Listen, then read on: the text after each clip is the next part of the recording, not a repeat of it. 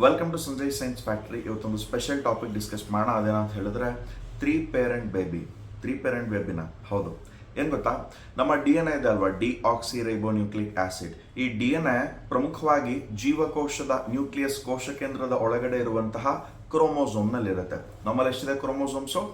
23 peer, 23 ಜೋಡಿ, ಅಂದ್ರೆ 46 chromosomes ಇದೆ ಅಲ್ವಾ. ಈ ಕ್ರೋಮೋಸೋಮ್ ಅನ್ನು ಹೊರತುಪಡಿಸಿ ಬೇರೆ ಎಲ್ಲಾದ್ರೂ ಡಿ ಎನ್ ಎ ಇದೆ ಅಂತ ಕೇಳಿದ್ರೆ ಹೌದು, ನಮ್ಮ ಮೈಟೋಕಾಂಡ್ರಿಯಾದಲ್ಲಿ ಕೂಡ ಆನುವಂಶಿಕ ಮಾಹಿತಿ ಹೊಂದಿರುವ ಡಿ ಎನ್ ಎ ಇರುತ್ತೆ. ಸ್ಪೆಷಲ್ ಏನಪ್ಪಾ ಅಂದ್ರೆ ಈ mitochondrial D N A 100% mother ತಾಯಿಯಿಂದ ಬರುತ್ತೆ. ಈ ಮೈಟೋಕಾಂಡ್ರಿಯಲ್ ಡಿ ಎನ್ ಎ ನಲ್ಲಿ ಏನಾದರೂ ಡಿಫೆಕ್ಟ್ ಇದೆ ಅಂತ ಗೊತ್ತಾದರೆ ಟೆಸ್ಟ್ ಮಾಡಿಸಿದ್ರೆ ಕಾಸ್ಟ್ಲಿ ಆಗಿರುತ್ತೆ. ಈ ಮೈಟೋಕಾಂಡ್ರಿಯಲ್ ಡಿ ಎನ್ ಎ ನಲ್ಲಿ ಡಿಫೆಕ್ಟ್ ಇದೆ ಅಂತ ತಿಳ್ಕೊಳ್ಳಿ. ಇವಾಗ ತಾಯಿಯ ಎಗ್, ತಂದೆಯ ಸ್ಪಾಮ್ಸೆಲ್ ಎರಡು ಸೇರಿ ಮಗು ಹುಟ್ಟತಾ ಇದೆ ಅಲ್ವಾ. ಇವಾಗ ಡಿಫೆಕ್ಟ್ ತಾಯಿಯ ಮೈಟೋಕಾಂಡ್ರಿಯಲ್ ಜೀನ್ ಟ್ರಾನ್ಸ್ಫರ್ ಇಂದ ಬರ್ತಾ ಇದೆ ಅಲ್ವಾ. ಇದನ್ನ ತಡೆಗಟ್ಟೋದಕ್ಕೆ ಈ ಹೊಸ ಟೆಕ್ನಿಕ್ ಮಾಡಿದ್ದಾರೆ, 3 ಪೇರೆಂಟ್ ಬೇಬಿ ಅಥವಾ ಮೈಟೋಕಾಂಡ್ರಿಯಲ್ ಜೀನ್ ಥೆರಪಿ ಅಂತ ಹೇಳ್ಬಿಟ್ಟು. ಹಾಗಂತ ಹೇಳಿದ್ರೆ ಇಲ್ಲಿ ತಾಯಿಯ ಎಗ್ ಅನ್ನ ತಗೊಳ್ತಾರೆ. ಸಾಮಾನ್ಯವಾಗಿ ನಿಮಗೆ ಗೊತ್ತಿರಬೇಕು, ಒಂದು ಜೀವಕೋಶದಲ್ಲಿ ಒಂದು ನ್ಯೂಕ್ಲಿಯಸ್ ಕೋಶ ಕೇಂದ್ರ ಇರುತ್ತೆ. 30 to 40 ಮೈಟೋಕಾಂಡ್ರಿಯಾ ಇರುತ್ತೆ, 30 ರಿಂದ 40 ಮೈಟೋಕಾಂಡ್ರಿಯಾ. ಒಂದು ನ್ಯೂಕ್ಲಿಯಸ್ ಅನ್ನ ಚೇಂಜ್ ಮಾಡೋದು ಸುಲಭನಾ? 30 to 40 ಮೈಟೋಕಾಂಡ್ರಿಯಾ ಚೇಂಜ್ ಮಾಡೋದು ಸುಲಭನಾ? ಒಂದು ನ್ಯೂಕ್ಲಿಯಸ್ ಅಲ್ವಾ. ಒಂದು ಡೋನರ್ ಎಗ್ ತಗೊಳ್ತಾರೆ, ದಾನಿ ಮಹಿಳೆಯಿಂದ ಒಂದು ಅಂಡಾಣು ತಗೊಳ್ತಾರೆ. ಆ ಡೋನರ್ ಎಗ್ ಇಂದ ನ್ಯೂಕ್ಲಿಯಸ್ ಅನ್ನ ತೆಗೆದು ಹಾಕ್ತಾರೆ, ಕೋಶ ಕೇಂದ್ರವನ್ನ.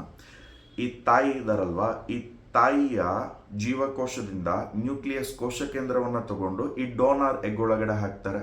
ಇವಾಗ ದಾನಿಯ ಎಗ್ ಅಂಡಾಣು ಒಳಗಡೆ ಒರಿಜಿನಲ್ ತಾಯಿಯ ನ್ಯೂಕ್ಲಿಯಸ್ ಕೋಶ ಕೇಂದ್ರ ಇದೆ.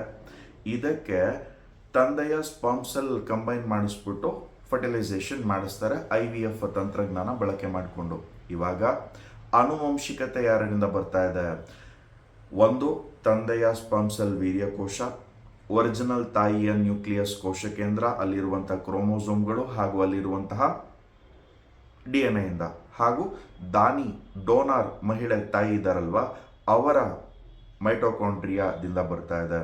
ಹಾಗಾಗಿ ಇದನ್ನ 3 ಪೇರೆಂಟ್ ಬೇಬಿ ಅಂತ ಕರೀತಾರೆ.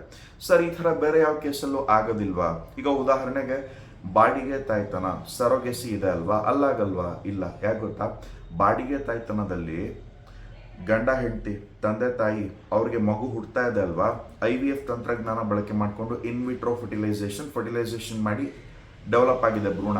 ಅದನ್ನ ಅದೇ ತಾಯಿಯ ಗರ್ಭದಲ್ಲಿ ಇಡೋ ಬದಲು ಬೇರೆ ಬಾಡಿಗೆ ತಾಯಿಯ ಗರ್ಭದಲ್ಲಿ ಇಟ್ಟು ಬೆಳೆಸ್ತಾರಷ್ಟೇ. ಬಾಡಿಗೆ ಮನೇಲಿ ಇಟ್ಕೊಂಡು ಅಥವಾ ಯಾರ್ದೋ ಹಾಸ್ಟೆಲ್ ಇಟ್ಕೊಂಡು ಬೆಳೆಯೋ ಥರ ಯಾವುದೇ ಜೀನ್ ಟ್ರಾನ್ಸ್ಫರ್ ಆಗಲ್ಲ. ನ್ಯೂಟ್ರಿಯೆಂಟ್ಸ್, ಪೋಷಕಾಂಶಗಳು ಮಾತ್ರ ಟ್ರಾನ್ಸ್ಫರ್ ಆಗುತ್ತೆ ಸರೋಗೆಸಿ ಬಾಡಿಗೆ ತಾಯ್ತನದಲ್ಲಿ.